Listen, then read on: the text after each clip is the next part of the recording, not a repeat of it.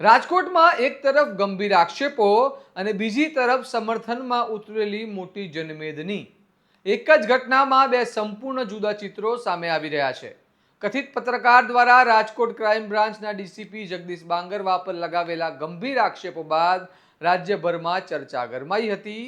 પરંતુ આજે રાજકોટમાં એક અલગ જ દ્રશ્ય જોવા મળ્યું, જ્યાં એક મોટી સંખ્યામાં નાગરિકો રસ્તા પર ઉતરી ડીસીપી બાંગરવાના સમર્થનમાં રેલી કાઢી રહ્યા હતા. તો આખરે શું છે આ સમગ્ર મામલો અને આ વિપરીત ચિત્રો શું સૂચવે છે, આવો વિગતે વાત કરીએ આ અહેવાલમાં.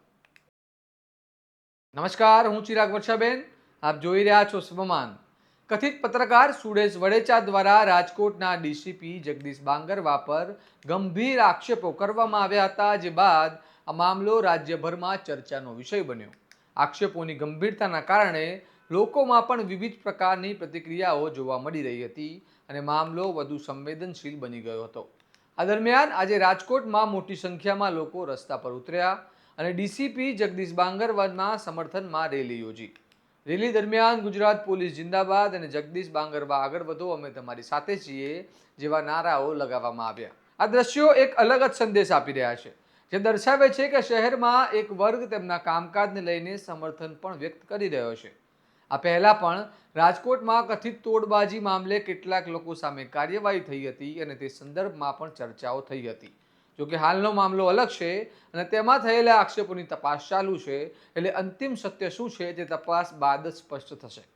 હવે સવાલ એ ઊભો થાય છે કે એક તરફ ગંભીર આક્ષેપો છે અને બીજી તરફ સમર્થનમાં આવી મોટી રેલી. તો શું આ શહેરના લોકોને વિશ્વાસ દર્શાવે છે કે પછી આ માત્ર એક પ્રતિક્રિયા છે? આવો પ્રશ્ન સ્વાભાવિક રીતે ઊભો થાય છે.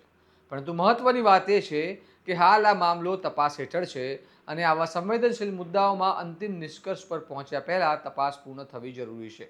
ન્યાયતંત્ર અને તપાસ એજન્સીઓ પર વિશ્વાસ રાખવો પણ એટલું જ જરૂરી બને છે, કારણ કે કોઈ પણ આરોપ સાચો કે ખોટો તેનો નિર્ણય પુરાવા અને તપાસના આધારે જ થવો જોઈએ.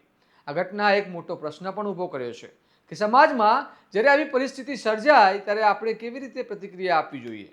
શું તરત જ કોઈ નિષ્કર્ષ પર પહોંચી જવું જોઈએ તે યોગ્ય છે કે પછી સત્ય સામે આવે ત્યાં સુધી શાંતિ અને સમજદારી રાખવી જોઈએ? હવે જોવાનું રહ્યું કે તપાસમાં શું સામે આવે છે અને આ સમગ્ર મામલે આગળ શું કાર્યવાહી થાય છે. આ મામલે તમારું શું મંતવ્ય છે, અમને કમેન્ટ કરીને જણાવો અને આવા જ વિશ્લેષણાત્મક અહેવાલ માટે સ્વમાન સાથે જોડાયેલા રહો. ચેનલને લાઇક, કમેન્ટ અને શેર કરવાનું ભૂલતા નહીં. નમસ્કાર.